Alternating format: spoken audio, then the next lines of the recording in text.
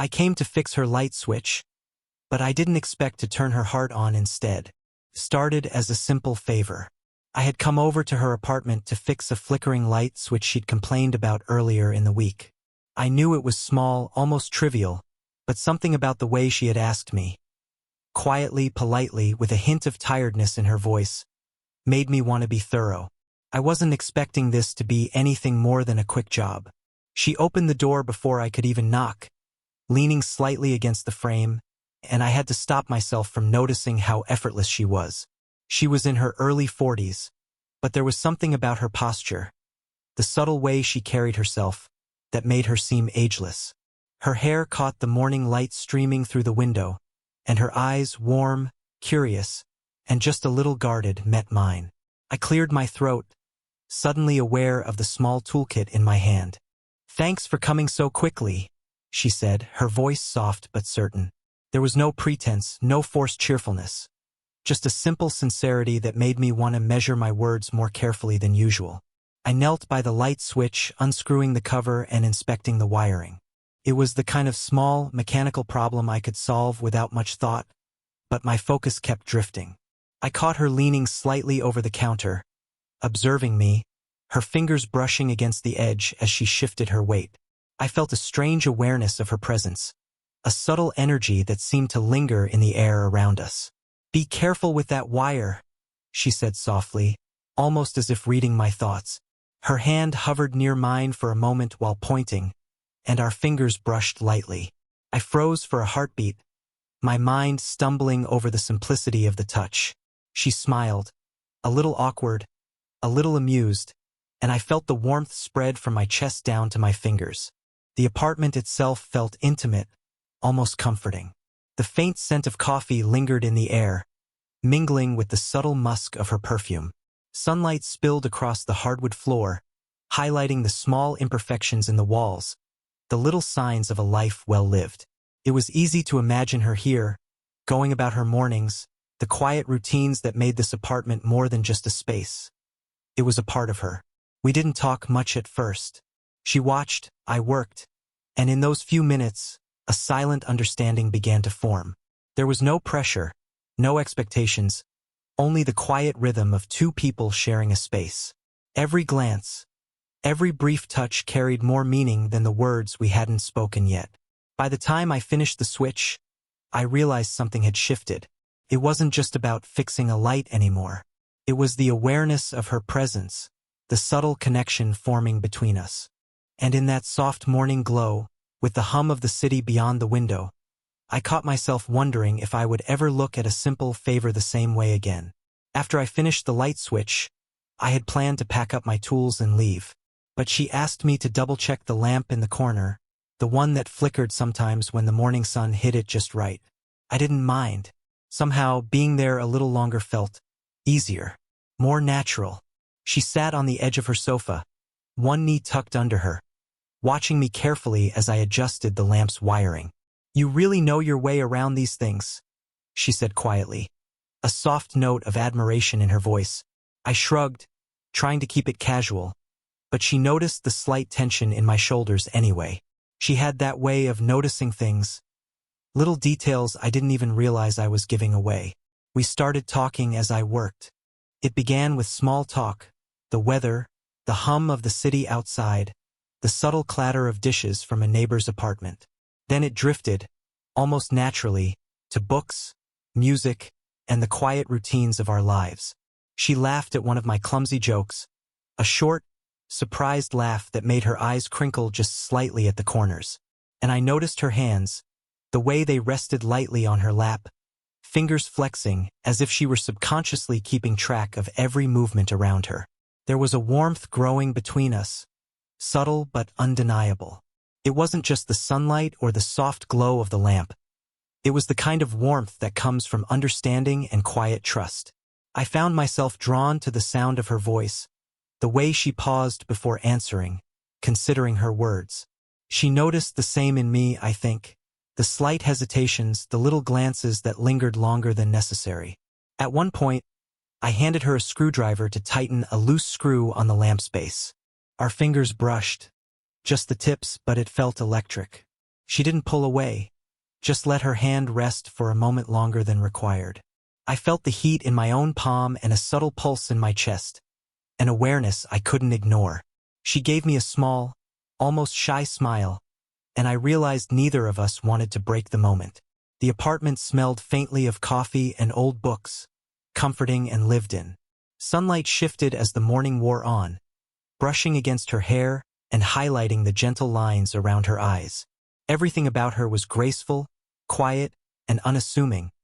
Yet there was an energy there, subtle, magnetic, that kept pulling my attention back, no matter how hard I tried to focus on the work at hand. By the time the lamp was fixed, a silence had settled comfortably between us.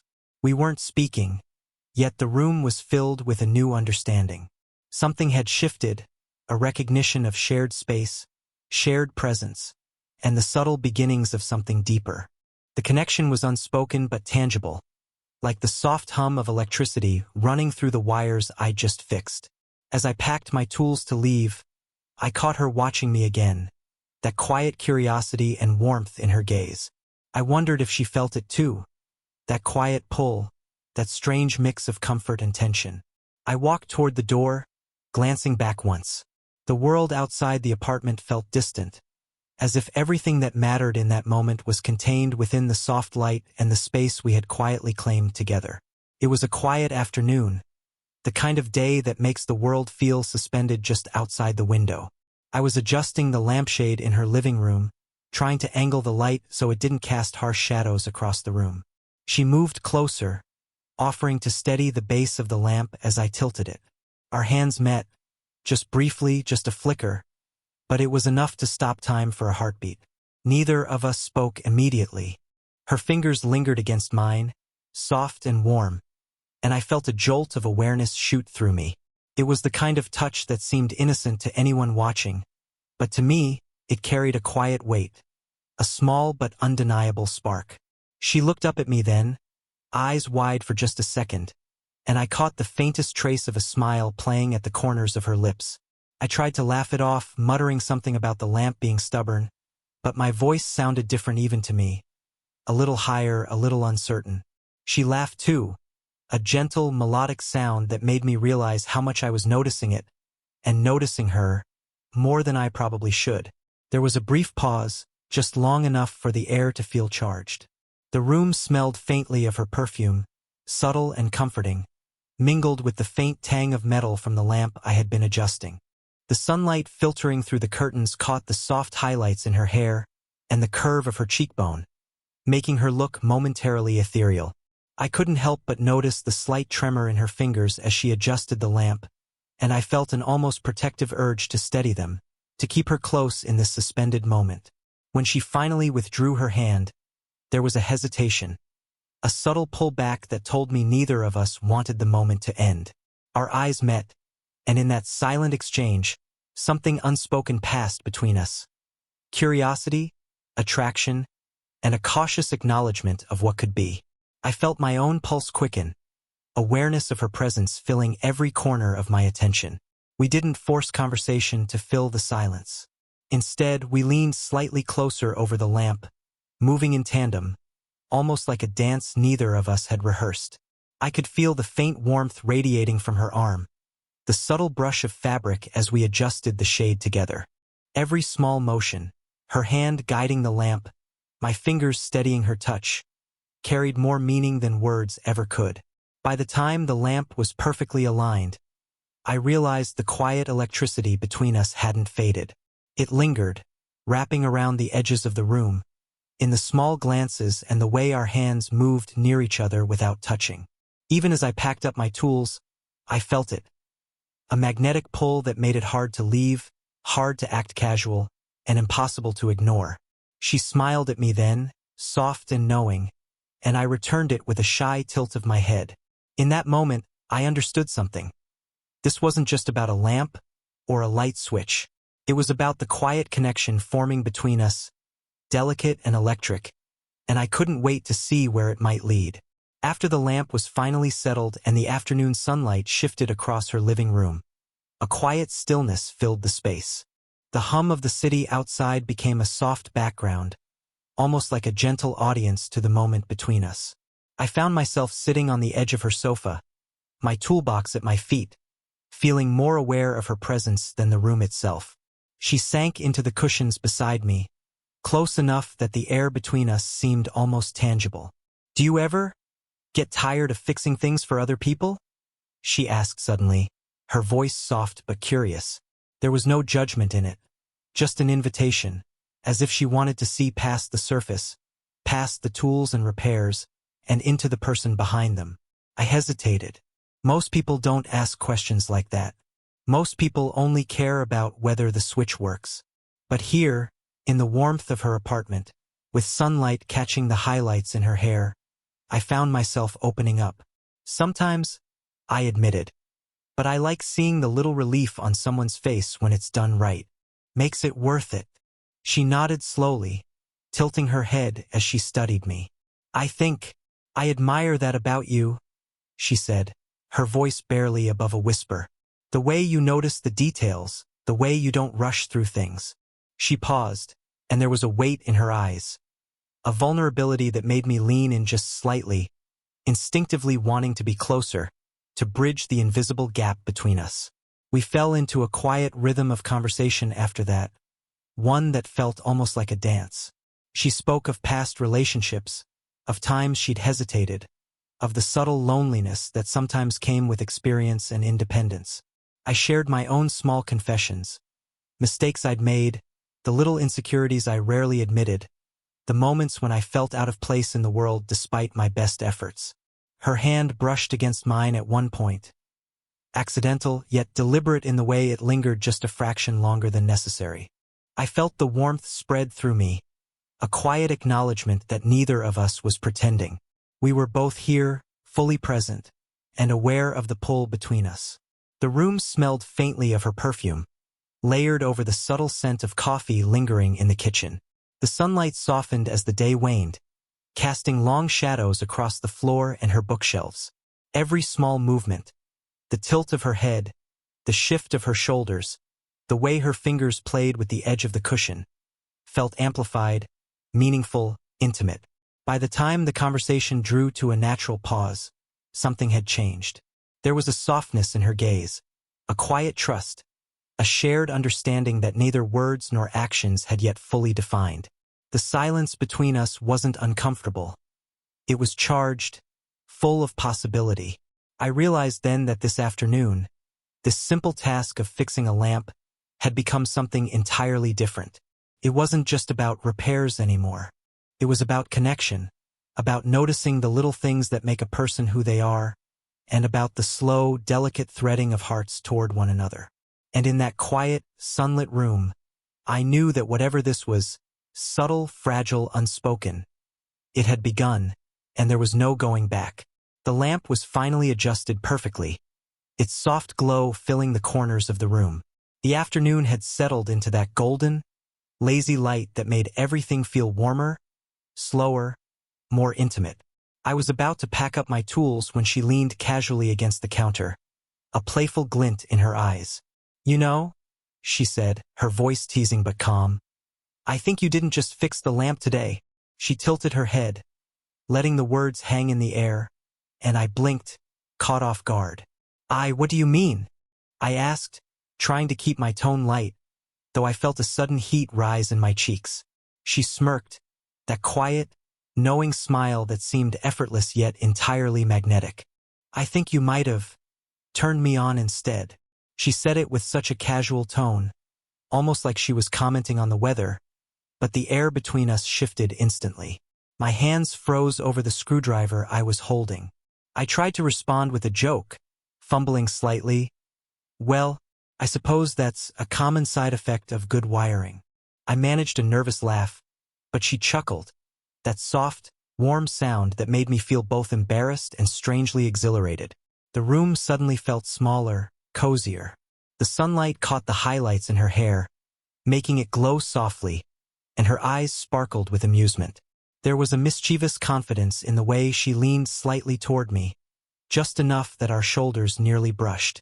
I noticed the faint perfume lingering in the space between us, warm and inviting, and the soft rustle of her clothing as she shifted her weight. "What about you?" she asked, tilting her head and giving me a sly smile. "Do you ever get distracted by the people you're supposed to be helping?"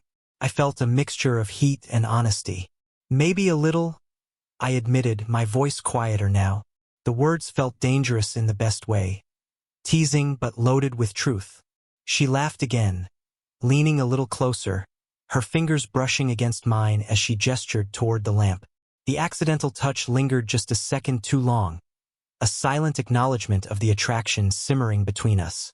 My chest tightened, a slow, steady awareness of her closeness and the unspoken tension. There was something effortless about this flirtation, a slow, deliberate teasing that didn't rush the moment. It wasn't vulgar or forced. It was playful, intimate, and entirely alive with the electric undercurrent of unspoken desire. Every glance, every laugh, every subtle brush of her hand was a promise of something deeper, something neither of us was ready to name yet. By the time I finally packed up the last of my tools, the playful energy hadn't faded. It had settled into something warmer, something heavier beneath the laughter. I realized that these small, teasing moments, the jokes, the glances, the gentle touches, were quietly transforming the air between us. As I glanced toward her, she gave me one last teasing smile before turning back to the lamp, and I knew it. The connection we had been slowly building wasn't just emotional anymore. It was alive, vibrant, and charged. A silent promise of what might come next, if we dared to let it. The afternoon had faded into a soft, amber evening, the city outside her window quieting down as lights began to twinkle in neighboring apartments. Inside, the apartment felt warmer, cozier, as if the air itself had shifted around us. We had been talking, laughing, teasing. That playful energy from earlier had deepened into something quieter, heavier, more charged. She reached toward the lamp one last time, adjusting its angle slightly so the glow fell perfectly across the room. I instinctively stepped closer, guiding her hand gently, my fingers brushing hers. For a brief moment, we both froze, aware of the closeness, aware of how easily the space between us had vanished. Her eyes met mine, and there was a softness there, a vulnerability that made my chest tighten. I could see the faint catch in her breath, the subtle way her shoulders lifted, almost imperceptibly, as if responding to my nearness. I leaned slightly closer, careful, deliberate, and felt the warmth radiating from her arm. It was magnetic, tender, a quiet intimacy that didn't need words. The room smelled faintly of her perfume, sweet and grounding, layered over the soft scent of the lamp's warm glow and the lingering aroma of coffee from the morning. The light highlighted the gentle curve of her cheek, the faint lines around her eyes that told stories I suddenly wanted to read. Every small motion she made, tilting her head, adjusting her hair, shifting her weight, seemed amplified, meaningful. We both laughed softly at a shared joke, and the sound felt like it filled the entire apartment. In that laugh, in the pause that followed, the tension hung between us, palpable, electric, and undeniably intimate. Our fingers brushed again, lingering just long enough for awareness to spark in both of us. The subtle heat of her hand against mine, the accidental closeness of our bodies, made me acutely conscious of every breath, every heartbeat. She glanced down for a moment, then back up, and in that shared gaze we both understood something without saying it. There was no need for words. The space between us had disappeared, replaced by a quiet acknowledgement of mutual attraction, curiosity, and something deeper, a connection that went beyond the playful teasing or casual conversation of the day. The world outside the apartment seemed to blur, leaving only the warmth between us, the gentle hum of the lamp, and the soft rhythm of our breaths. It was a moment suspended in time, delicate yet intense, intimate without ever crossing into anything explicit. I realized then that this was the pinnacle of everything that had been building since I'd first stepped through her door. The curiosity, the subtle tension, the emotional intimacy, and the playful flirtation had all converged into this quiet, charged closeness. It wasn't just about proximity. It was about understanding, noticing, and feeling each other fully in that space. And in that lingering gaze, that brief brush of fingers, I knew the next step was inevitable. Whatever came after, we had crossed a threshold, and neither of us could unfeel what had begun. The evening had settled into a quiet hush. Outside, the city lights twinkled faintly through her window, and the faint hum of traffic felt distant, almost irrelevant. Inside, the apartment was bathed in the soft glow of the newly fixed lamp.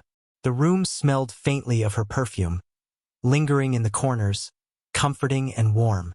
After hours of laughter, teasing, and conversation, there was a sense of calm that neither of us had expected.